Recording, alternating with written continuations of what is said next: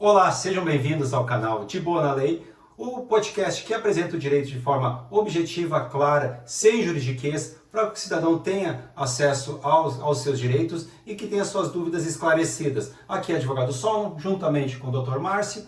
Hoje iremos falar sobre a estabilidade da gestante, que é um tema muito recorrente no direito do trabalho, tanto nas associações, como também já foi questionado em vídeos, inclusive nas aulas do Dr. Márcio, os direitos da trabalhadora. Então, como é um assunto muito relevante, que reiteradamente vem perguntas nesse sentido, a gente decidiu fazer um vídeo sobre a estabilidade dessa modalidade de trabalhador, quando a trabalhadora estiver nessa condição de grávida.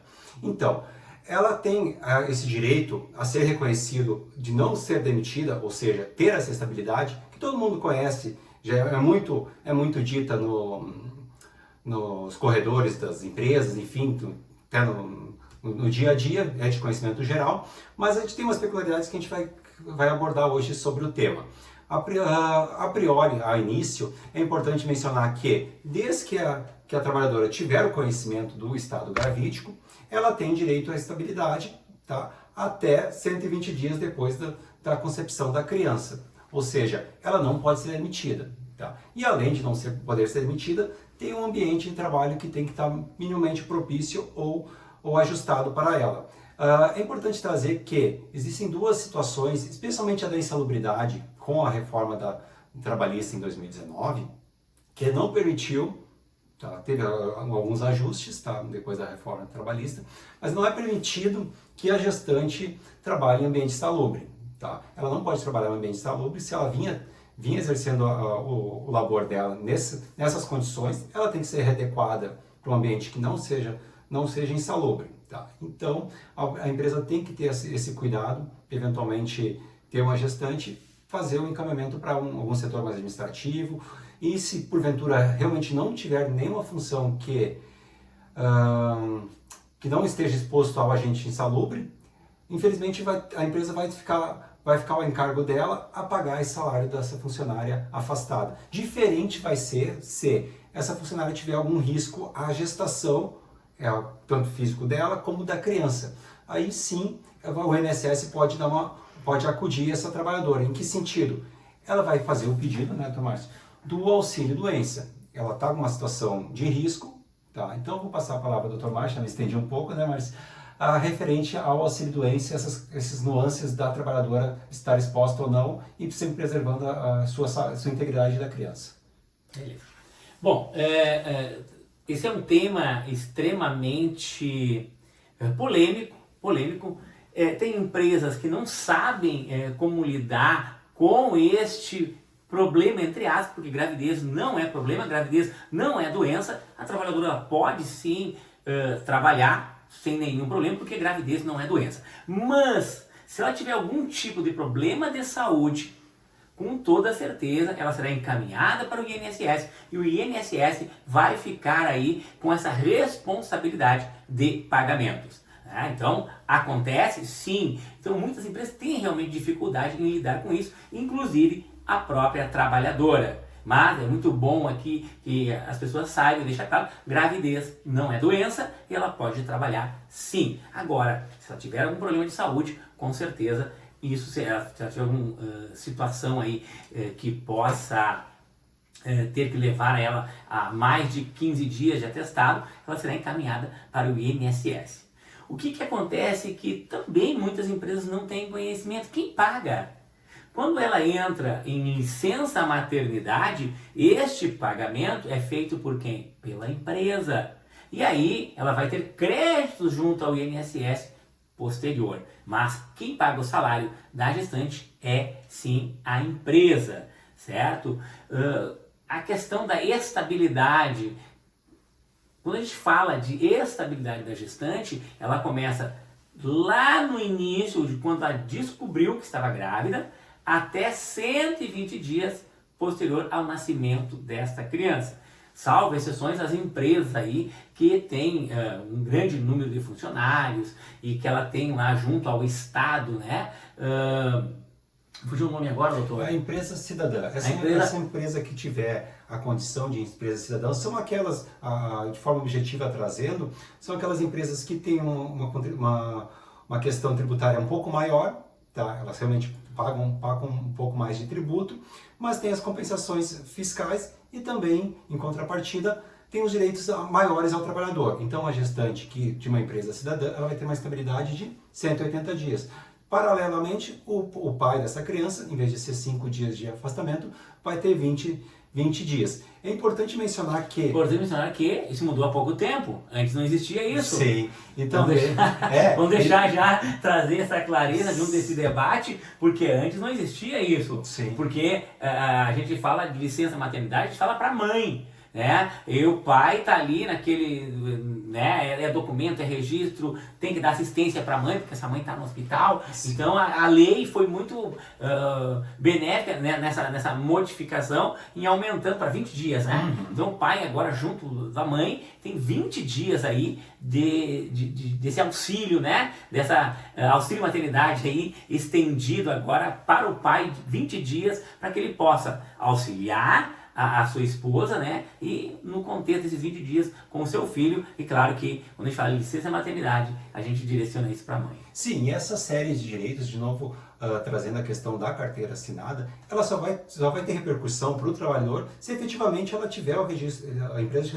efetivamente tiver o registro desse empregado. Porque se ela não tiver essa condição de assinatura, ela não vai ter essa cobertura do INSS. Tá certo que a empresa consegue fazer a retroativo, a assinatura consegue, mas tem muitas empresas que deixam funcionários marginalizados a carteira de trabalho, então realmente não consegue alcançar direito. Por muitas vezes tem que buscar no registro de trabalho, por muitas vezes também existe a condição de empregada grávida demitido. Quais as repercussões disso? A empregada, quando ela for demitida, ela só resta para o empregado muitas vezes buscar a justiça, porque muitas vezes tu tenta o contato com o empregador e não consegue solucionar, né? Então acaba buscando na Justiça do Trabalho algum respaldo e a garantia dos seus direitos, né?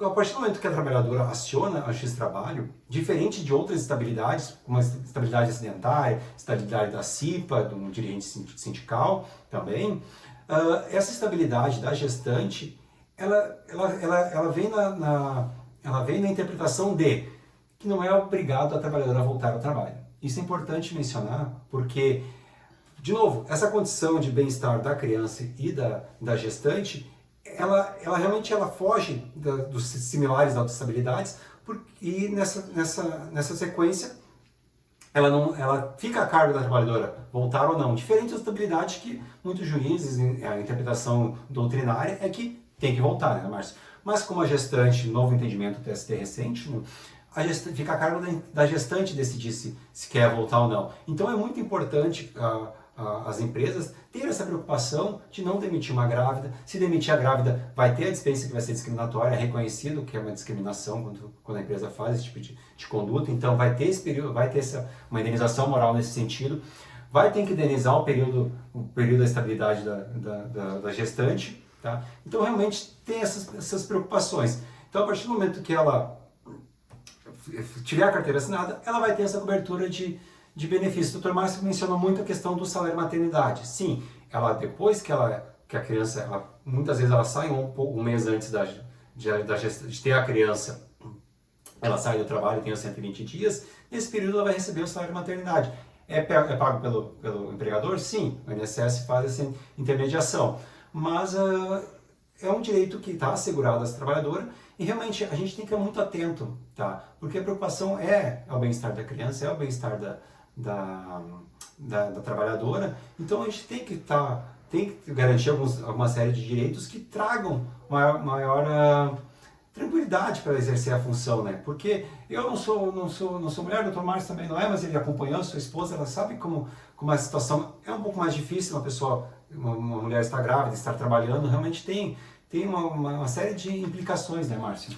Com certeza. Por isso que a gente está trazendo, esse foi um tema, nós fizemos um short aí falando, o doutor fez um short falando sobre a questão aí da gravidez, da estabilidade, entre outros assuntos. E aí, uma das minhas alunas mandou aí no De Boa na Lei uma pergunta relacionada sobre a questão da estabilidade, sobre a garantia. Então, a empresa tem que entender que sim, é um direito da mulher grávida, inclusive é um direito constitucional.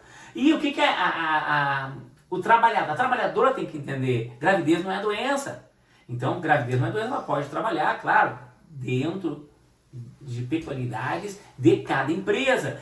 Como o Dr. Solon comentaste, a questão da insalubridade ou lugar perigoso, ela tem que ser afastada, ir para outro setor da empresa onde não tenha, onde não seja insalubre e nem perigoso. Então, acontecendo esse tipo, a empresa vai ter que adaptar este trabalhador para que ele possa continuar exercendo as suas funções em outro setor, se isso ocorrer, se for insalubre ou perigoso. É muito importante este assunto, porque ele traz dúvidas não só do trabalhador, mas sim da empresa. Atendi uma empresa que ela não sabia o que fazer. A empresa falou, mas é eu que tenho que pagar? Sim, é você, empresário, que vai ter que pagar, e depois você vai ter crédito aí junto ao INSS. Então, a estabilidade deste trabalhador, ela é garantida por lei. Então, a empresa, quando, muito bem, o Dr. Solon comentaste, né, isso vai gerar um dano moral. Demitir uma trabalhadora nessa condição vai sim gerar aí um dano moral. Tanto que, quando essa trabalhadora procura um advogado, já pede em liminar, né? E o juiz, na maioria dos casos, a gente não pode dizer, né, todos, mas na maioria dos casos, concede a liminar. A empresa já vai ter que pagar, já vai ter que fazer um acerto, vai ter que ajustar isso. Por quê? Porque nós não podemos desamparar este trabalhador, bem como ao filho que ela carrega no ventre. Então, Dr. Solon, este é um tema que ele foi questionado, ele é um tema que nós lidamos no dia a dia, né? Tivemos ações trabalhistas em relação a isso, tanto no lado da reclamada, bem como no lado aí do reclamante. O que é importante para que todos saibam? Você, empresário, né? Se você tiver dúvidas em relação a isso, procure aí, se você não tiver o seu advogado na empresa, procure um escritório para que ele possa lhe assessorar. Você trabalhador, o seu direito esse é um direito constitucional, está garantido na nossa Constituição, o direito deste trabalhador, dessa trabalhadora, né, que está em estado gravídico, de ser assessorado pela empresa. Então, saibam que ambos têm os seus direitos. O empresário, né, ele sabe que ele terá lá o seu direito de ter este trabalhador exercendo a sua função, salvo as exceções, e o trabalhador tem que entender, né? A trabalhadora tem que entender que a gravidez não é doença. Sim, é um assunto muito, muito importante e de forma reiterada acontece na relação de emprego, tá? Então por isso que a gente trouxe essa questão para ser abordada aqui no De Boa na Lei, para trazer os direitos, trazer os deveres, trazer as consequências legais, trazer também a questão do judiciário, como que ele lida com essas demandas da gestante, tá? A gente quis trazer bem esses pontos, especialmente esses detalhes, porque a grosso modo o trabalhador sabe que ele tem direito, a empresa nem sabe que o trabalhador tem direito, mas esses detalhes às vezes acabavam passando despercebidos, então é sempre muito bom trazer essa questão também do advogado, né, Márcio? Não é querer puxar a lenha para o braseiro, não é querer fazer uma reserva de mercado, mas é sempre bom consultar um advogado, buscar o direito, uma fonte segura, não é uma inteligência artificial, não é um livro, assim.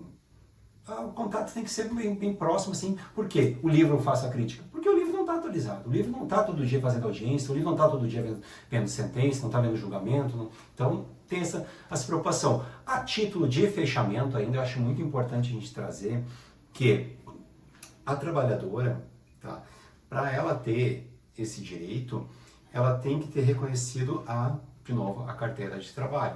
Então, também a título de fechamento, né, Márcia, tem duas situações que eu gostaria de trazer, que para essa trabalhadora gestante, a empresa, na hora que vai contratar essa funcionária, essa propensa funcionária, essa candidata, ela não pode exigir um exame de gravidez. Ela nem pode questionar se a pessoa está grávida ou não. Tá? Então isso é importante que também tenha conhecimento da candidata que vai passar para uma entrevista, e também as empresas não terem esse tipo de comportamento.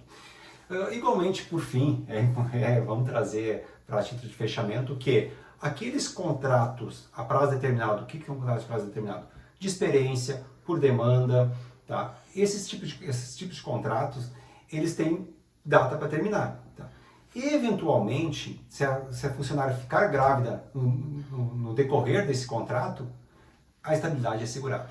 Ele passa de ser contrato determinado para um contrato indeterminado. Exato, então ela vai ter assegurado todos os direitos, independente de ser um contrato de experiência de 30 dias, um contrato de experiência, enfim, de 90 dias, ou alguma contratação transitória, por demanda transitória, no final do ano, ou alguma de sazonal, de época, né?